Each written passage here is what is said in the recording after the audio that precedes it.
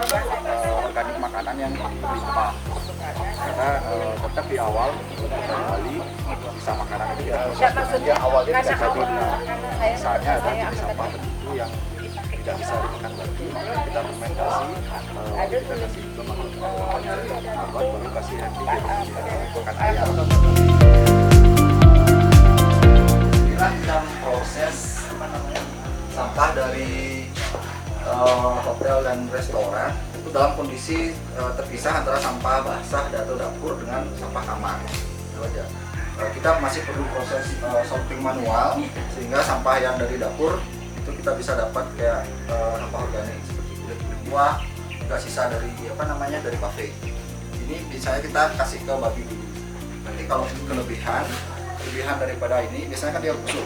Itu kita simpan di tong biar dia agak kayak fermentasi. Nanti kalau dia sudah betul-betul lumer, baru kita bisa kasih ke magotnya. Nah ini juga kita hasilnya seperti kira ini plastik resek, kertas, daur ulang itu nggak kita urus, tapi ada yang ngambil di sini sekitar 1 bulan sekali. Kalau dulu bisa 2 minggu sekali, kalau sekarang udah sebulan sekali. Lalu kita mulai ngerjain magotnya. Karena kita nggak ada kerjaan di sini, kita ngerjain magotnya. Jadi di sini itu tempat composting sebenarnya. Jadi sekarang kita ubah menjadi stok pakan magot yang sampah organiknya dari pabrik selai sama pabrik jus.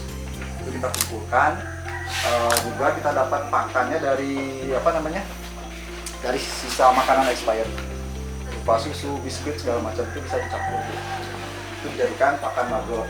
Nah, setelah satu pandeminya berakhir, restoran kan pada buka lagi.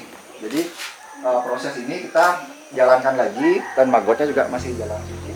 Karena tren magot ini juga naik. Jadi kita membantu desa-desa atau personal yang ingin punya magot, kita buatkan sistemnya, termasuk perangkatnya, termasuk pendampingannya. Nah, di sini ada workshop kita membuat perangkat magotnya.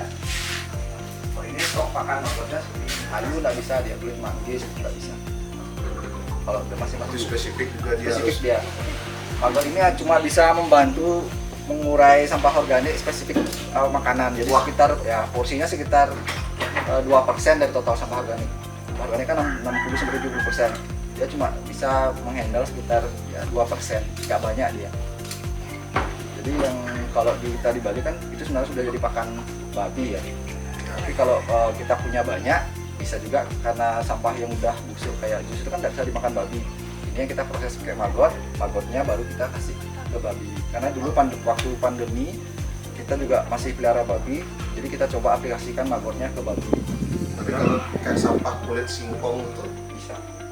Semua yang asal-asalnya dari makanan sudah diproses, apalagi dengan mekanisasi lah. Kalau saya kan tidak ada mekanisasinya, jadi saya simpan aja dengan waktu yang lebih lama, nanti dia akan melunak sendiri. Baru di mixing dengan makanan yang lain, karena dia magot ini sama kayak kita, dia makannya bervariasi. Makin belatung. Ya belatung. Nah proses magotnya sendiri ya dari dari lalatnya. Itu lalatnya. Sebentar ketika mereka selesai kawin, yang jantan akan mati, yang betina masih dia mengandung, nanti bertelur lalu mati. Jadi nggak ada urusan sama kita, makanya kita nggak terlalu kenal sama mereka. Dan dia juga senangnya bukan yang busuk, tapi dia senangnya yang fermentasi. Bentuknya dia suka yang sisa buah, kemudian yang baunya kecut. Sudah kayak kita misalkan bikin komposter di rumah, kan ada mungkin sayuran, buah, kalau ditutup rapat nanti dia kan nggak busuk ya, jadi fermentasi itu akan dicari sama dia. Dari menjadi cair.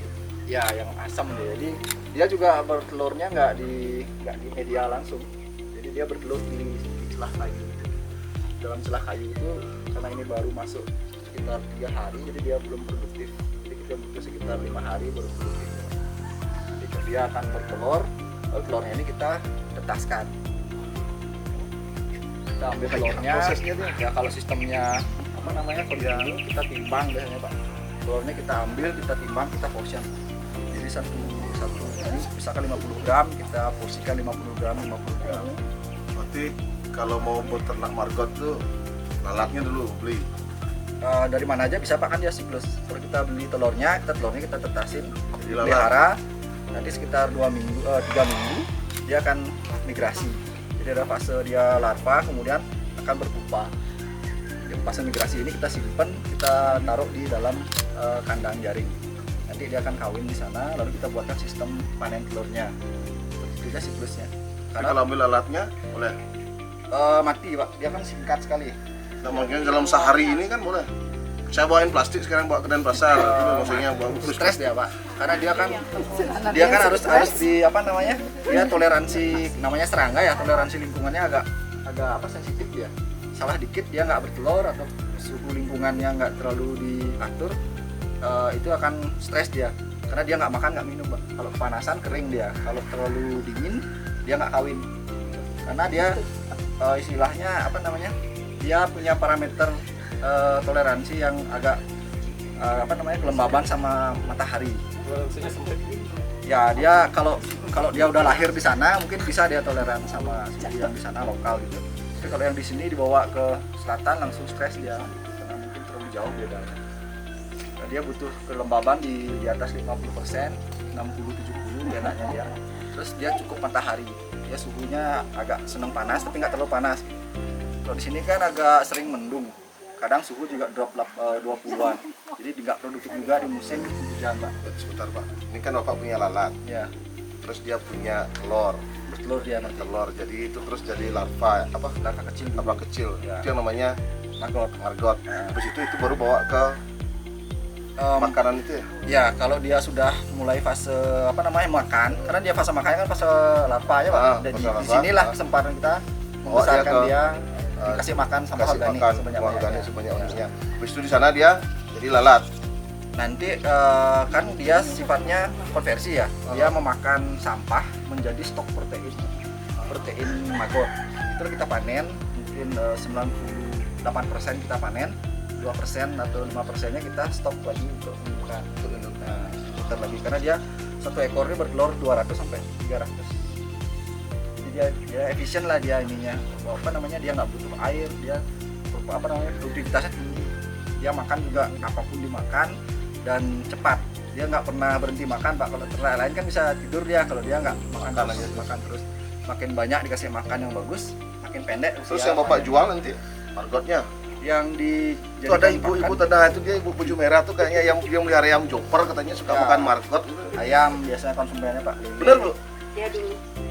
Dia pakan substitusi lah, karena dia apa namanya, protein fresh. Dia kadar proteinnya sekitar 40%.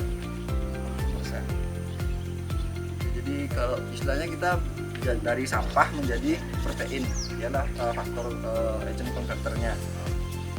Berapa harga margot itu? Kalau maggot karena dia kan substitusi itu paling mahal itu sekarang setengah dari harga konsentrat Pak. Kalau konsentratnya naik misalkan 12.000 mungkin dia di 6 sampai 7. Kalau diproses lagi menjadi tepung maggot itu jauh sekali, karena dia lebih apa namanya, lebih bagus, kadar proteinnya lebih lengkap dari protein yang apa namanya, langsung ini pakan pabrikan. Nah di sini setelah kita dapat telurnya kita nursery di sini, di apa namanya, kita tetaskan lah. Tetaskan. Bu, awas Bu, margotnya ditetaskan di sana. Apa namanya, ininya seperti ini. Jadi kita bikin space sedikit kayunya, ini diikat karet, nanti kita taruh di atas pancingan. Jadi dia akan bertelur di sela-selanya. Terus dia umur telurnya sekitar 100 jam atau sekitar 4 hari. Jadi kalau kita diamin 3 hari belum netas dia.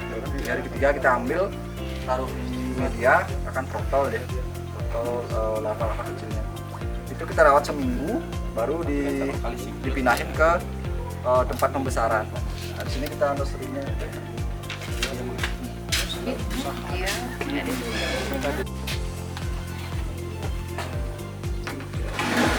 Udah harus dilepas ya, udah meluap. Si makan tadi meluap ya. Dari sana langsung ditaruh di sini, ada makanannya. Ya dikasih makanan yang halus. Ini karena stok makanannya halus nggak ada, ya saya kasih pakan biasa aja. Nanti kalau dia Ini anakannya yang Ini telurnya Pak. Ini yang dari ada telur. yang udah larva. dari yang di sana kita ambil, kita tetasin di sini. Jadi dia menetas, kita biarin seminggu. Kita seminggu udah besar-besar, udah mulai gembur medianya, udah dihabisin makannya, baru kita pembesaran di sana.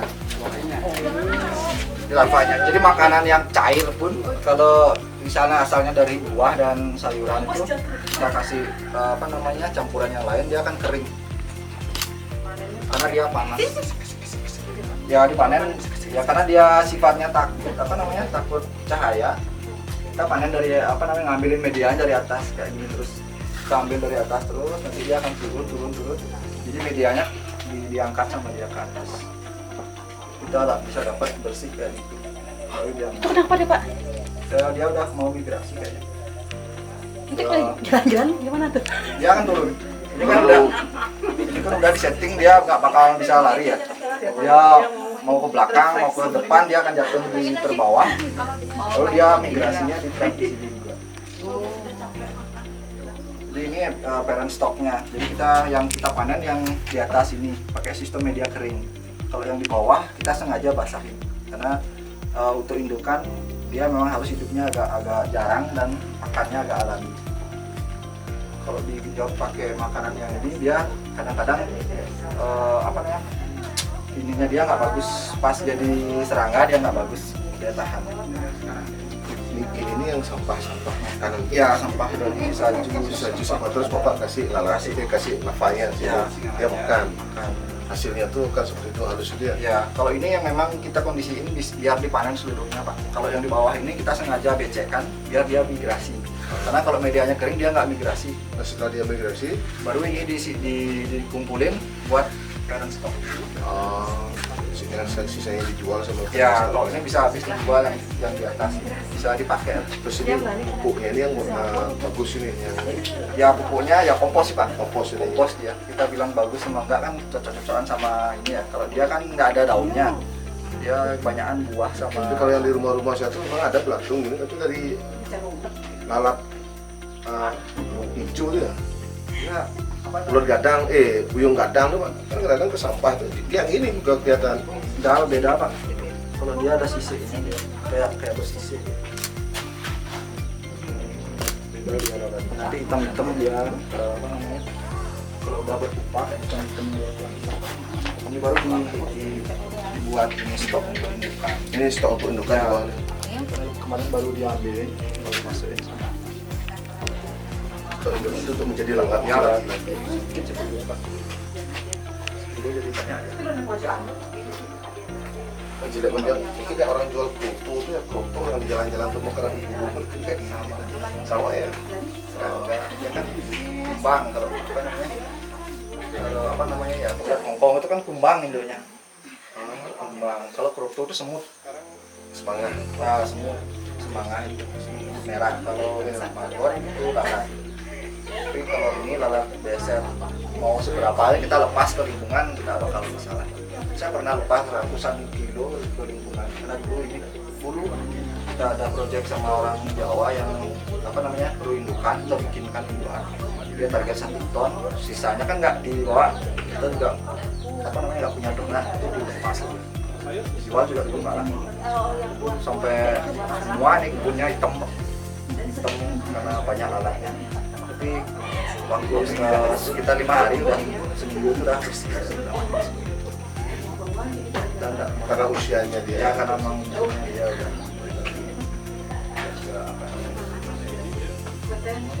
segitunya sih ya. Kalau makanannya kalau segini ini bisa produksi 100 kilo per hari. Per hari skor per hari. Karena kita 3 split.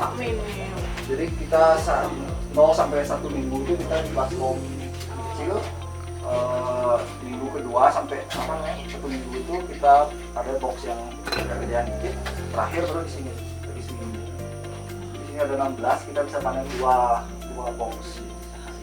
Box ini kalau dipaksa, dipadatin, dibersihin tiap hari, kasih makan, dibersihin lagi, itu bisa isi 50 kilo. Ya, satu bed ini. Kalau kita kejar-kejaran 50 kilo margot. ya pakannya sekitar 500 sampai 600 kilo sehari. Pakan Sisa buah-buah. buah. Makanya Kalau sayur-sayuran itu nggak otoriti bisa, semuanya sayur. bisa, tapi harus ada campuran yang lain. Ya langsingnya kan sayur ini kan apa namanya serat sama ini ya apa namanya ada proteinnya gitu.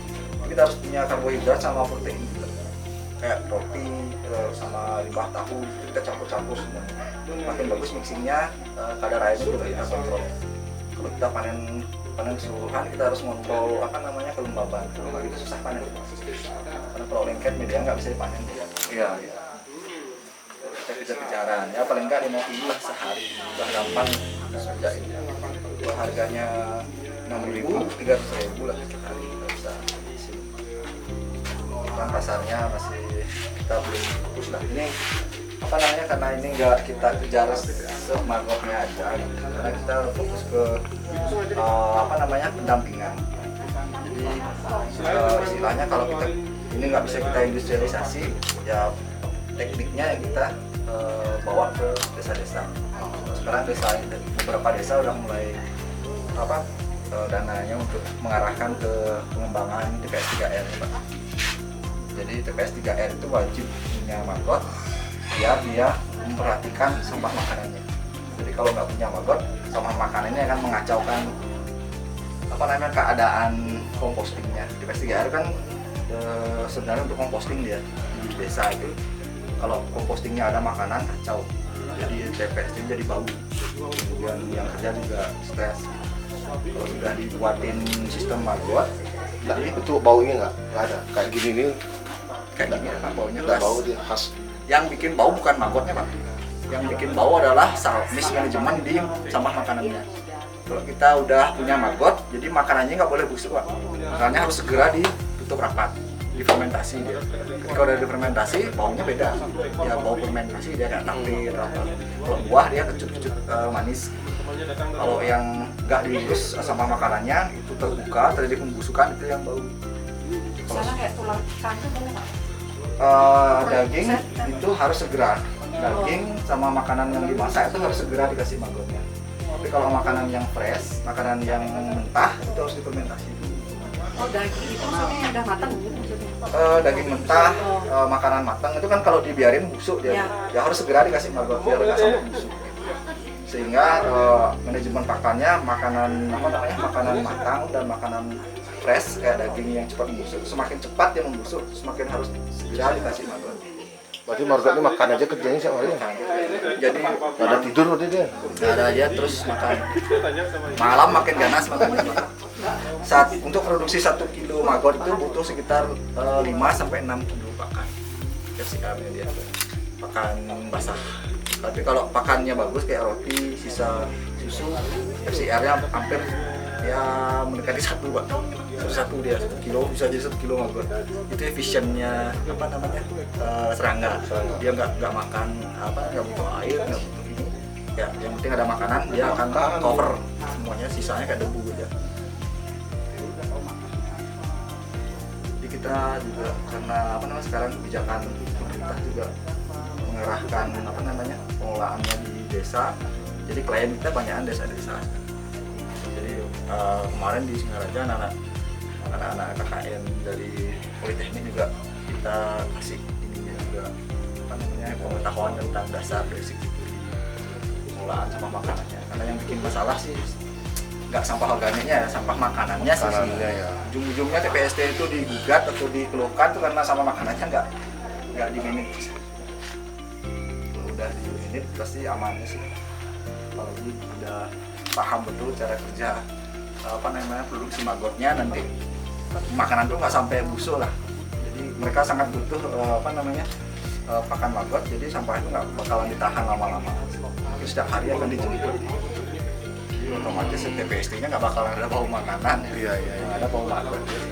Pada intinya kan margot ini makan aja terus ya. Nggak tidur. Hidup untuk makan.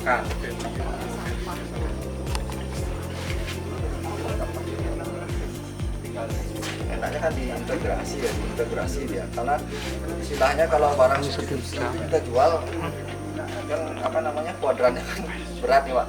Jadi ngurusin sampahnya, ngurusin magotnya, udah jadi magot dijual, harganya nggak bagus. Bisa kita punya peran magot, kita punya dengan punya integrasi Oh, ada teknik kesana. Ya, jadi kayak kita nambang emas kan susah nih, nambang terus dibersihin, Jadi tadi dapat emasnya dijual, emas batang aja dijual kan. Terus kita punya kreasi lah. Berarti Bapak di sini ada melihara ayam. Pelihara ayam yang untuk Beli. kandang. Oh iya, wajib pakai barcode itu kasih ayam. Ya, kasih ayam sama kasih babi. Kalau khusus pakan babinya kita pakai magor campur sama apa namanya? Bedak. Jadi sama jeruan. Itu udah kita produksi sebenarnya tahun lalu. Kita bisa apa namanya? Besarin babi normal kayak apa? Ini banyak magornya. Kayaknya ular ini aman. Aman, 100% aman, Pak. Bahkan ternak langsung. Ya, karena saya ketemunya maggot ini juga atas ininya alam sih, atas itu alam ya. Biasanya kita bikin kompos yang banyak mengandung sampah makanan, justru dikerubuti oleh apa namanya burung ayam, terus seneng dia di sana.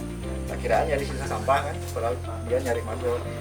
Berarti kan, berarti kan ada inilah konek langsung. Berarti kita harus kembangin maggotnya biar sampahnya tercapture gitu. Dulu ekstrim sekali saya dulu, bahkan kotoran babi saya kasih untuk maggot. Jadi kotoran babinya kita apa namanya kan bersihin kandang nih, bersihin kandang kita taruh di ember. Nah, malamnya baru saya kasih pas mau pulang. Pas mau pulang kotoran babinya saya kasih ke maggot, karena maggotnya banyak kan habis dia langsung malam itu, besok udah nggak bau lagi. Cuma 2018 ada sedikit partner yang agak sensitif sama babi, ya udah kita nggak pakai babi. Oh iya. Barcode-nya ini. Ya, ada di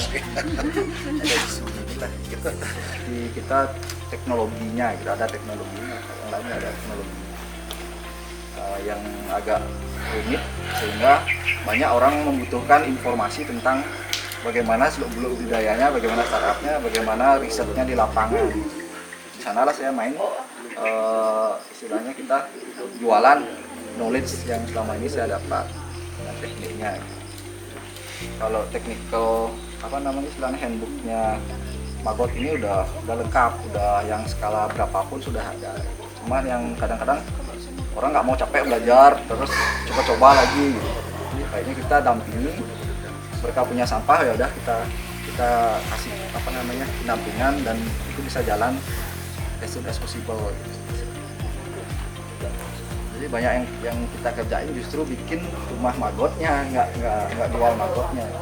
Yang kita jual adalah layanan tentang bagaimana maggot itu di start di masing-masing desa atau masing-masing rumah tangga. Yang terakhir ini ada yang resort, malah hotel yang punya ternakan maggot untuk mengelola sampah makanan dari hotelnya. Di Lumba ya, dia resort dan banyak juga yang kayak gitu sekarang karena CSR-nya dia kan kayak ya apa namanya punya sesuatu lah untuk lingkungan ya,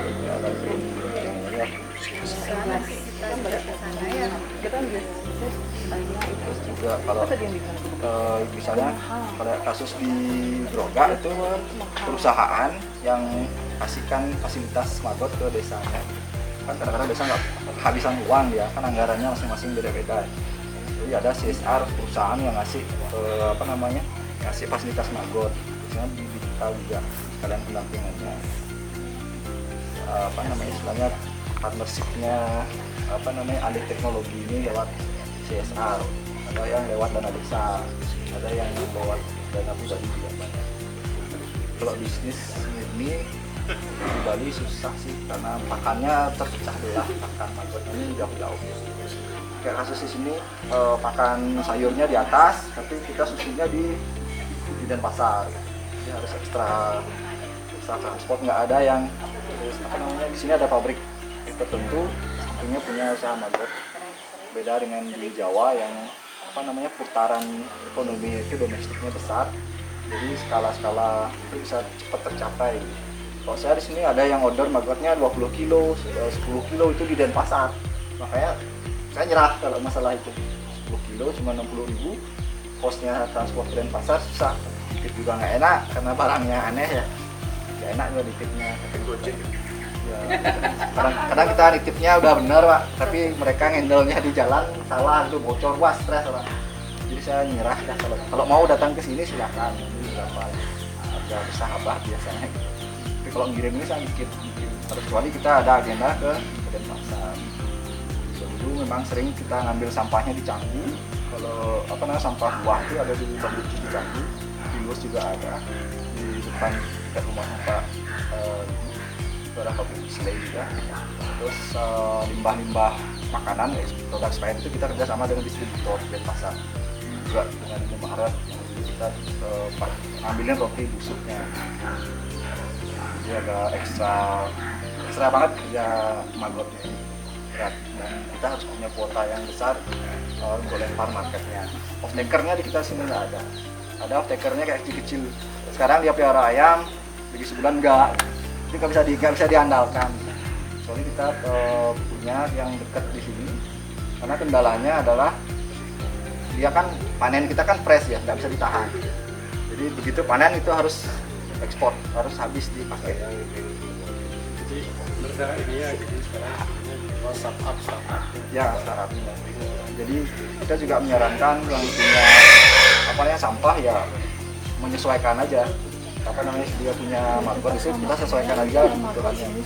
Semakin lama dia juga harus nyari pasar seimbang gitu. kitnya, Ya, ilmunya, dampingannya, harga yang ya jauh. Kalau market kita jual 300.000 ini sebulan dah. Kalau ini bisa satu project bisa 30 sampai 50 juta. jadi dari pengalamannya Pak Kusuma itu siklusnya mangkok itu dikembangkan dalam bentuk kit pedoman Ya, assessment pendampingan. jauh besar Karena cuman bedanya kita cepat dibaca Pak. Sekarang kita punya ada yang baca, kita harus up lagi, kita harus inovasi lagi biar makanya kita harus membina hubungan sama klien kita yang lama itu. Kita harus terus evaluasi, kita monitoring juga ya, ada kendala nggak trouble, knowledge-nya juga dari semua ini kita rangkum karena beda tempat, beda case lah. Ada yang gampang, ada yang punya dia nggak punya market, kita harus develop juga marketnya di lapangan. Ini ya saya nih kalau banyak kekurangan sih, kalau saya timnya cuma bertiga hari sih nggak kuat. Sebenarnya masih banyak peluang yang masih bisa di-handle, cuman sekarang kita masih fokus di pengembangan. Banyak yang tertarik tentang ini, cuman kadang juga nggak match juga karena kita fokusnya nggak di budidayanya. Latihan market juga di Bali nggak begitu startup ini ya. Bisa ketemu di 2014 bisnya saya yakin kalau market ini bakal straight ya itu di 2014 sudah mungkin butuh waktu 5-10 tahun biar semuanya kenal dan mengerti kita juga marketnya akan jadi ya sebenarnya skala besarnya kita nggak ketemu, seni jadi dia marketnya. sekarang sudah ada tempat desa yang rutin. Kalau di Gianyar kita komitmen sama 20 desa. Kalau yang di luar itu semua by case kayak kita pameran di G20 kemarin dapat beberapa di Singaraja. Dari Tabanan mungkin ada kontak kita sama LP. Tapi yang komitmen itu di Singaraja dari di Gianyar 20 desa, yayasan, ke pasar, terakhir Siman, terus Batu juga banyak. Jadi yang karena kita nggak bisa juga langsung DPSD-nya kan nggak langsung juga langsung kasih running ya. Jadi infrastrukturnya dulu udah gitu kita tata kelola baru kita pelan-pelan kasihkan ke Magot. Tapi kalau dari awal dia udah memikirkan Magot ya, kayaknya jalannya akan bagus. Ketimbang udah jalan berabe baru kita mikirin Magot itu udah susah sekali. Jadi kalau memang dari kosong kita masuk Magot dulu, alasannya juga bagus. Istilahnya di awal kita mengeliminir risiko gangguan oleh masalah sampah organiknya. Kayak makanya dari awal kita harus bikin bagaimana sampah makanan ini udah dieliminasi dari rumah, jadi nggak nyampur sama sampah dari lain.